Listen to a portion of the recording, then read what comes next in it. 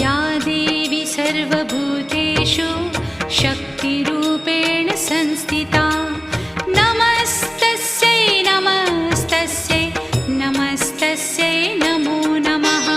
या देवी सर्वभूतेषु तृष्णारूपेण संस्थिता नमस्तस्यै नमस्तस्यै नमस्तस्यै नमो नमः।